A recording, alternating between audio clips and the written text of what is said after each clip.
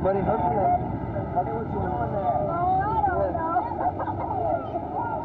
Mr. Hadley, what was your first impression when you knew that the plane had been hijacked? One of great surprise, in that I'd been asleep until about 10 minutes before we landed, and then we noticed the two MiG fighters escorting us in. Do you remember what the man looked like?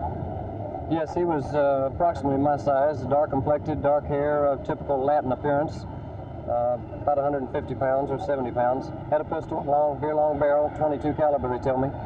Did he threaten anybody else on the plane?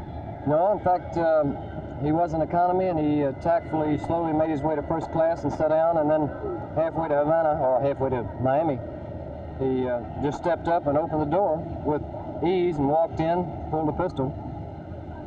What did they tell you on board the plane after this had happened? Just that we were now in Havana. They made no announcement prior to our landing. Of course, we noticed the MiGs escorting us, and the fact that the terrain did not look like Florida unless we were coming in over the Keys, over Key West. So once we were on the ground, they very nervously said, "You're now in Havana. Please stay seated. Certainly stay away from the cockpit, and that there is a gentleman in there with a pistol." How were you treated when you got to Havana? Excellently. We were, I think, rather amazed. They were very personable. The representatives spoke English very well. They fed us well, anything to drink we wanted, and it was always mañana. They would tell us things would be taken care of as soon as possible, but after arriving about 10 yesterday morning, they bedded us down in a mediocre hotel about 3 this morning, and then up at 8 for a 9 o'clock departure, and we finally left there about noon today.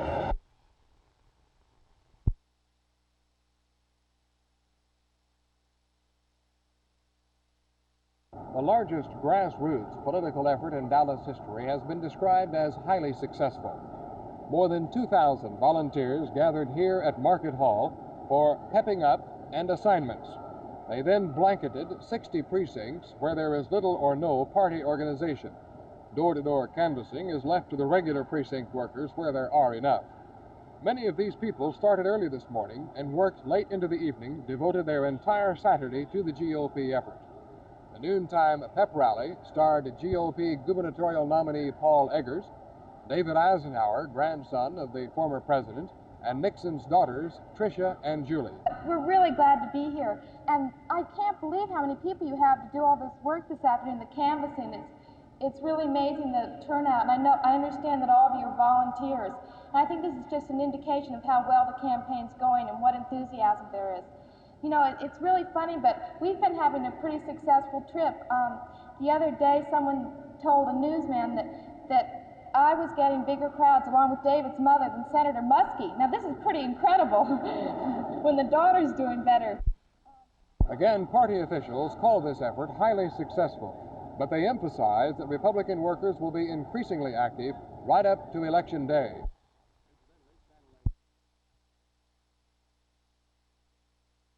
Mr. Tyson, why are you against the networks asking to have these punch card machines removed?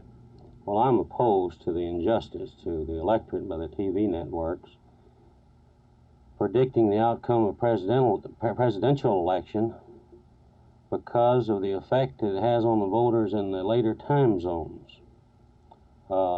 If the candidate of their choice either wins or loses in a prediction, a certain element will not go to the polls.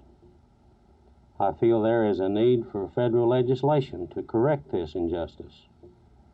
At no time in the history of this country will an election mean so much to America. Each voter must be permitted to vote their heart, mind, and conscience without the influence of the TV networks.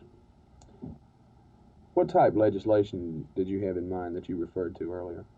Well, there's consideration in the House of Congress now to regulate in some way this influence on the voters because of the time element.